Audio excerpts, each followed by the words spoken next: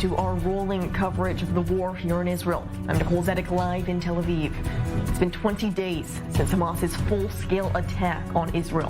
The IDF launched a targeted raid overnight in the northern Gaza Strip, sending in infantry forces and tanks to strike Hamas infrastructure and terrorists, all while preparing the area for the next stage of the war. Meanwhile, Israel is keeping an eye on the north as well, as Israel's air defense systems intercepted a missile launched from Lebanon after leaders of the three main terror groups, Hezbollah, Hamas, and Palestinian Islamic Jihad, held a meeting in Beirut. This as Prime Minister Benjamin Netanyahu addresses the nation, stating while the number one priority right now is eliminating Hamas, once the war is won, Israel will have some major questions to answer. We are bringing down lethal fire on Hamas. We've already killed off thousands of terrorists, and this is just the beginning, and we're also preparing for the ground offensive. I'm not going to give any specifics on when, how, and how much. I'm also not going to specify the various considerations we're taking into account. Many of these considerations are not known to the general population in Israel, and that's a good thing because we want to protect our soldiers' lives.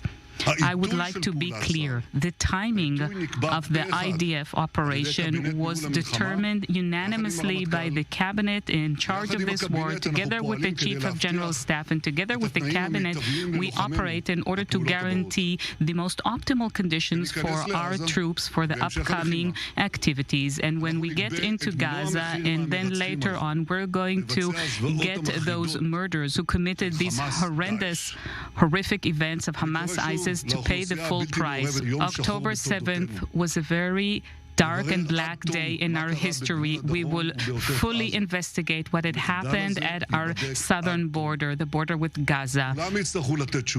Everybody will have to provide answers, myself included, but all that will happen only after the war. While we unpack all of the latest developments, we want to begin on Israel's northern border, where our correspondent Pia Steckelbach is standing by. Pia, what's the latest on the ground right now? I know just yesterday we saw that meeting between leaders in Hezbollah, Hamas, and PIJ. Is there the sense that all of them could significantly join the fight in the coming days? Right, Nicole, that has been the concern basically since the beginning of the war. In that meeting yesterday, an attempt of Iran to show how it is trying to pull together its proxies here in the region. Over the night, the IDF intercepted a ground-to-air missile coming from southern Lebanon, striking back towards the origin of that launch. That comes after the Israeli military said it struck 3 squads yesterday throughout the day that were trying to each launch anti-tank missiles towards Israel. One of them succeeded in firing toward the tank in the Israeli community of Avivim there. That comes after yesterday 4 rockets were launched also from southern Lebanon towards the area of Kiryat Shmon in the eastern part of the Israel-Lebanon border. Those 4 rockets fell into open area and were not intercepted as per protocol. No injuries there reported. That meeting happening yesterday morning in Beirut between Hezbollah leader Hassan Nasrallah himself and the leader of the Palestinian Islamic Jihad Ziad al-Nakhle and the senior Hamas official Saleh al-Aruri, really showing how, and this has been what Hezbollah has been emphasizing throughout the year, the fronts there, Hezbollah on the one side and the Palestinian faction supported by Iran on the other side, are supposed to be combined, united in what they said, trying to plan the next step in that sensitive stage now in an attempt to bring about what they said the victory of the resistance in Gaza. We have been seeing those attempts really in the past months. Hezbollah trying to emphasize that they are supporting the Palestinian cause and that they are willing to take steps to also actively support that. Although the skirmishes between Israel and Hezbollah have increased throughout the past 2 weeks, we haven't seen that full-scale escalation here manifesting. But of course, Israel here is preparing the ground for the possibility. But we also, when we speak about the north, have to take a look at the south, because if you needed more proof that those fronts are also in fact combined, yesterday a rocket was fired from Hamas in Gaza towards the Haifa area. Their long-range missile, a sign of Hamas really trying to show that that meeting, or these meetings that have been taking place between Palestinian factions and the Hezbollah leader, are in fact also able to bring about results on the ground. I-24 News correspondent Pia Steckelbach up on the north. Thank you for your coverage. Now I want to bring in my guest in studio. I'm joined by retired Colonel Dr. Jacques Neria, former Deputy Head of Assessment for the Israeli Military Intelligence and former Foreign Policy Advisor to Prime Minister Yitzhak Rabin, along with I-24 News Senior Diplomatic Correspondent Owen Alterman. Colonel Neria, I want to begin with you because as we were just hearing from our correspondent Pia about the threat, especially as these main terror group leaders are meeting, Hezbollah, Hamas, PIJ. We have to remember it's not just between the south and the north, as she was stating, it's also the West Bank. In fact, we continue to see clashes as we're speaking between Israeli settlers in the West Bank and Palestinians. The IDF doing everything they can to get a grip on that region as well. Yeah, definitely. I mean, and we just heard the President Biden advising Israel. To try to prevent these actions to be conducted. I mean, settlers attacking Palestinians in the West Bank. This is not very good from our point of view. In any case, I mean, the American administration is against it. And what is clear that there is a sort of intifada in the West Bank that we are facing. The fact is that we have arrested more than 1,000 Hamas activists and operatives in the West Bank. We are trying to eliminate the presence of the Hamas in the West Bank, political and military. Whereas there are already more than 70 Palestinians killed, that mean terrorist kills by the Israeli army, and I think that in a way the Palestinian Authority should be thankful to Israel because without eliminating the presence of Hamas, just gives the Palestinian Authority a chance to re-establish its authority among the Palestinians. This is where we are today. It's an ongoing battle. It's not so much in the media, and it's better that it is like this on a low profile, but the activities are as intense as one can imagine. Well, I'm curious, you brought up what U.S. President Joe Biden had said, urging the IDF to get a grip on the clashes in the West Bank. He also said something about how after October 6th, Israel will never look the same, specifically also stating that after this, there needs to be more calls for a two-state solution. But I'm curious, do you think that's possible, especially following this massacre? The device, it's bigger than ever before. Look, there's no future without a political solution. I mean, everybody is aware that after a war, there's a time for the negotiations. What sort of landscape would it be? Definitely not the one that we knew before the 6th of October. Israel cannot afford having a Hamas-like regime in Gaza or Hezbollah on its border. Something has to change, and to change radically. And the more we think about it, we are tempted to think about solutions that today are unimaginable. We are not ready to see the Palestinian Authority back into Gaza. We're not ready for that. We might be ready for a sort of autonomy or something of the sort. Everybody thinking about it, and certainly the American administration is studying the situation. What has been before the 6th of October will definitely change. But it's not for tomorrow. Remember, when the Gantz, the minister who has just joined the cabinet, just said to the settlers on the Gaza border, you have to wait at least a year before coming back to your house. So we are talking about a long conflict between us and the Palestinians, and we don't know yet what sort of conflict would it be, because the people in Israel, as much as the analysts, are confused. At the beginning of the war, we heard that the goal was to defeat Hamas, to get rid of Hamas, and then we would deal with the hostages. Now it's the other way around, and we know, according to the history of wars, that when you exchange of prisoners happens only when you stop fighting. So is this what we are looking at?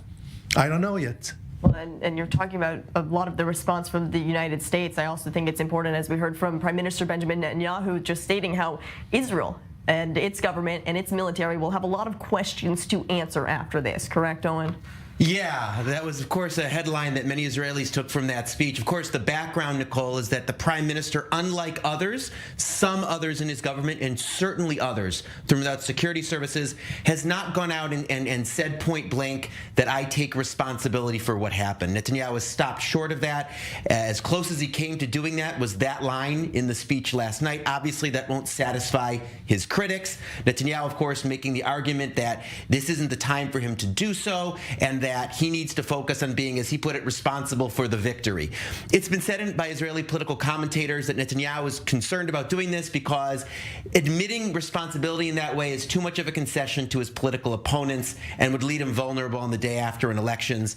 Obviously, the Israeli public will have to make up its mind about what it wants to hear from the prime minister and how high up on its list of priorities that is. But I think equally concerning for the prime minister should be the lack of satisfaction of both the organization on the home front and on the civilian side, the services to those who have been evacuated from the south and from the north, and on compensation to people who have obviously lost income in so many ways over the course of the war, and also concern about a sense in the media and I think in large parts of the public that a lot of the ministers just haven't been out there in front, early enough getting out into the border communities themselves, haven't been seen as having passion for their jobs and for their work, and really stepping up the functioning of their offices. Again, a lot of people see a very, very active civil society and a very, very robust and impressive volunteer effort. That is, the criticism has been that that effort is taking place in part because the government and the state themselves haven't stepped up. So obviously that debate is going to continue. Netanyahu tried to address it and put out his side last night. Obviously the public will have to make up its own mind. And the public certainly continues to voice their opinion. I want to move now to everything that's happening with the latest developments out of Israel's southern border, and that's where our correspondent Pierre Kloschenler is standing by. Now, Pierre, overnight we hear that there was a targeted raid by the Israeli Defense Forces, the largest incursion into Gaza since the beginning of this war. What can you tell us about the operation? Well, it's not the first time that there's been a nightly ground raid inside the Gaza Strip. I've counted at least 2 others. That would be the third one, which has been confirmed by the IDF spokesperson unit. A ground raid involving combined armored tanks, armored forces, infantry units, in order to calm the area inside the Gaza Strip close to the security fence, in order to neutralize terrorists that are roaming the area, in order to neutralize anti-tank posts, probably cleaning the area from IEDs, and preparing the ground in general for a further ground offensive that the Israeli public has been waiting for the past 20 days since the start of the war declared by Hamas on Israel. So it is happening, probably happening even when the army does not confirm it's happening. It's probably happening a lot, but these are limited ground incursion in order to prepare the battleground, the future battleground. And at the same time, there are intensive airstrikes overnight on the Gaza Strip on different Hamas targets, neutralizing tunnels, shafts, command posts, and that goes on relentlessly. Meanwhile, Pierre, we're hearing new reports of new calls from Hamas for protests in Israel, in the West Bank, and the entire Muslim world on Friday and Sunday to allow more aid coming into the Rafah border crossing. This continues to be a very difficult part of everything that continues to happen, the aid crisis in Gaza.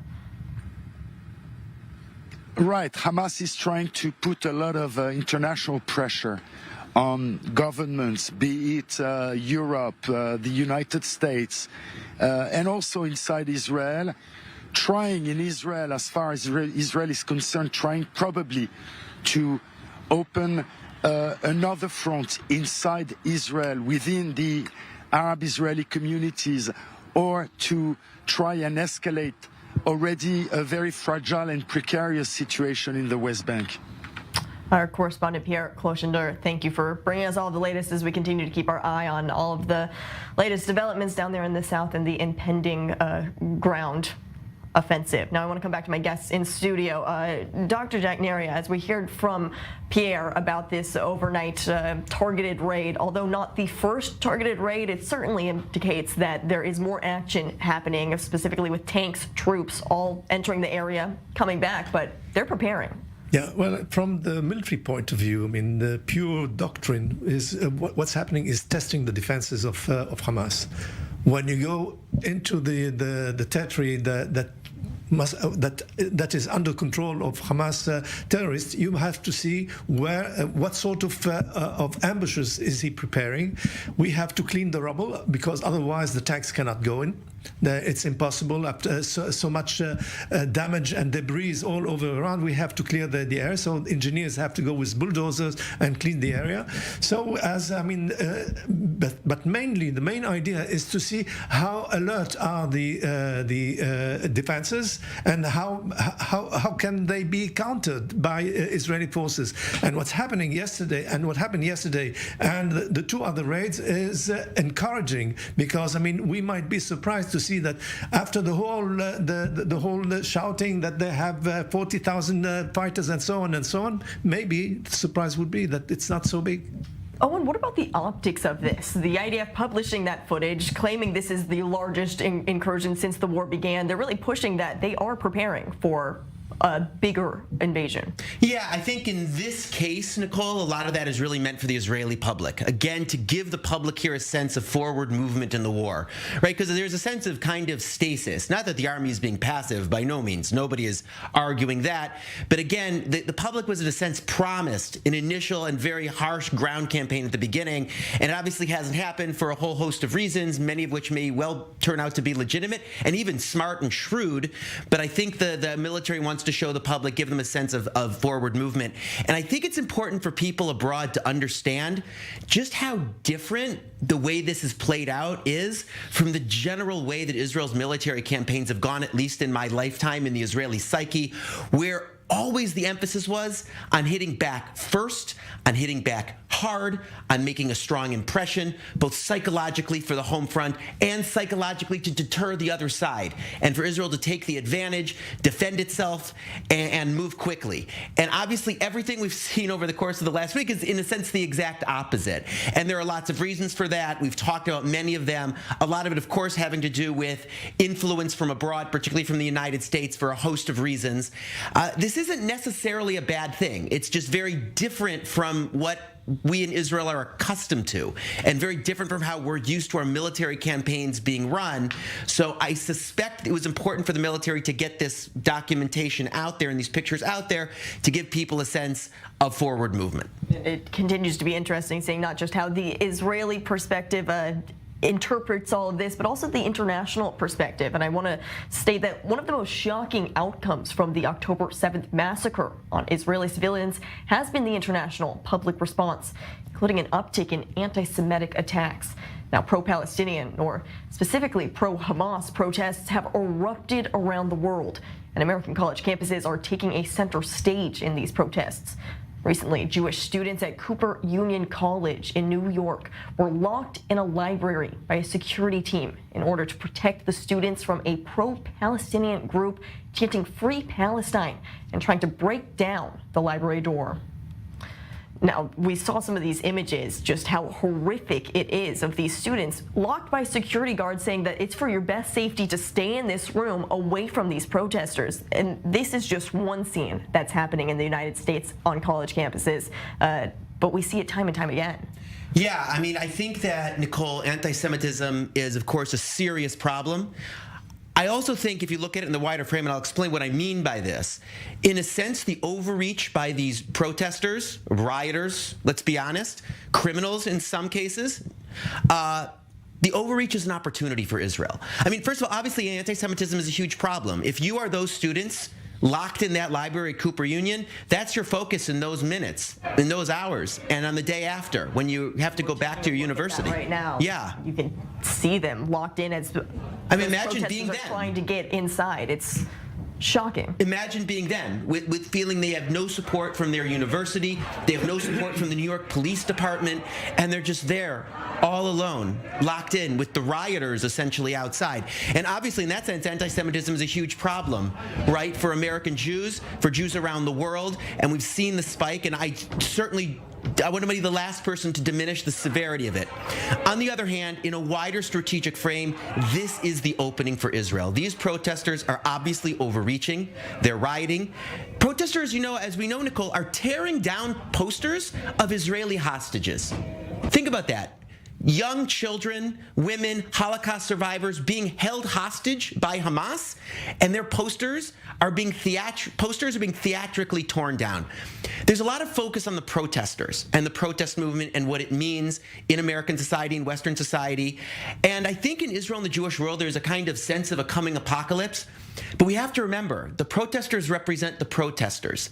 They don't represent the broad middle, the broad center of public opinion in these societies, which is what we have to be focused on. And that's Israel's opportunity. Their overreach, their violence, verbal and physical, and their tearing down posters of hostages is our opportunity here in Israel to position Israel as part of the political center in the United States and in Europe, right? Not connected to the far left, not connected to the far right, but part of the broad center of what the society is and wants to be. And of course, the person going out there and making this message most forcefully and effectively is the most powerful person in the world. U.S. President Joe Biden. This is his message to the public. Israel equals Ukraine. Israel equals Ukraine equals Taiwan. These are our friends in the world, the people who are consistent with our values as the center, in the political center in the United States and elsewhere. And of course, it's not just Joe Biden. Rishi Sunak, the British Prime Minister, Emmanuel Macron, the French President, Olaf Scholz, the German Chancellor, and a host of other leaders from Europe have all been here on Israeli soil making this case to their own people. Obviously, Israel has problems in public opinion. The generation gap in the United States between what older Americans say and younger Americans say about the Israeli-Palestinian conflict has never been wider. There's a lot of work for Israel to do. But positioning ourselves in the political center, given the overreach of the protesters, by the way, the propaganda overreach by Hamas. Its health ministry puts out numbers that are now widely understood to be fake, essentially, giving an opening for Israel to be able to make its case.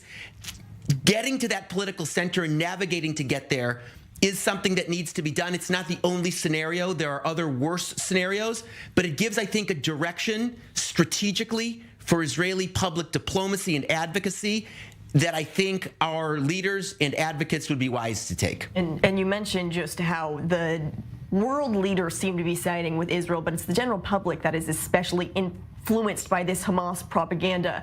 Jack Nario, we continue to see it with the hostage situation. I think that's some of the largest examples of this propaganda that these Hamas terrorists continue to use to manipulate the public. But it's not only the Hamas terrorists. look at our neighbor, the Queen of Jordan. The Queen of Jordan denies that all the events of the 7th of October really happened. She denies the fact that babies were decapitated, that people the women were raped. It's unbelievable. But it can be understood. Why? Because you have more than 5,000 jihadists on the borders of Jordan waiting for the sign to go into Jordan. So they have to use a double language. Say, on the one hand, they are against what's happening in Israel. On the other hand, they are just hoping Israel finishes with the problem as soon as possible. This is true for Jordan. This is true for Egypt. This is true for Saudi Arabia and the Arab Gulf. Imagine the Emirates who are under Iranian subversion all the time, voted with against the resolution presented yesterday by the U.S. at the Security Council. Yeah, well, 2 points out of this. Number one, to take up what Jack's saying, their quote-unquote overreach and their mistakes are our opportunity. And that has to be the focus, right? And it has been the focus in terms of the attention paid rightly to the Hamas health ministry, the attention paid rightly to the violence by protesters, rioters at Cooper Union, and the taking down of the posters. And also the United Nations has to be mentioned. The Russians and the Chinese had to veto that American resolution yesterday because otherwise it would have had the votes to pass. Meaning that the resolution that did not call for a ceasefire, that would be to Hamas's benefit, that's the resolution that Russia and China had to veto because had they not vetoed it, it would pass. Really a landmark event for Israel at the United Nations. Maybe coincidental because if you actually look at the lineup in the Security Council, by good fortune for Israel, it's a more favorable lineup just in terms of the rotation of countries.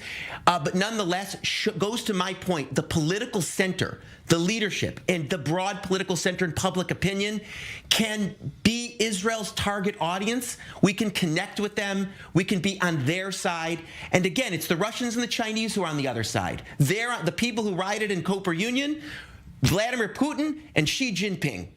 Those are the people on the other side. Israel's against them and with you. That has to be the message. Well, and we know Israel continuing to stay with his Western allies, but just as you were saying, all of the Arab countries that surround Israel not taking a firm stance in this because it's not in their best interest to help out the Palestinians that are being impacted by this. Definitely, but this is, I mean, the way those rulers in the Arab world, I mean, it's not a democracy. Remember, we're talking about regimes that are not living in a democracy. The only democracy in the region is Israel. So, I mean, this is really different. This is the clash between what our Prime Minister called light and obscurity. This is light and darkness. This is what I mean, a civilized society and I mean beasts on the other side. But there's another point also. I mean, we know that leftist groups all over Europe mainly are against Israel. They've been historically against Israel. Now, if you look at even at the UN Secretary General, I mean, he just proved a lack of knowledge when he just said and justified what happened on the 7th of October as if Israel was responsible of it, as if it was a response to what Israel has been conducting a policy with the Palestinians, and forgetting that 95% of the Palestinians are under Palestinian rule and not under Israeli rule. There's no occupation, no real occupation. There's no real occupation. We are in 5% of the territories in the West Bank, whereas, I mean, the Palestinian Authority enjoys much more than the only thing that they don't enjoy is that they don't exert any authority on the West Bank. And it's that misinformation that continues to fuel this public debate. Retired Colonel Dr. Jacques Neria, along with our senior diplomatic correspondent Owen Alterman. Thank you both for all of your insight. Truly so much to unpack when it comes to the war here in Israel. Thank you for tuning in.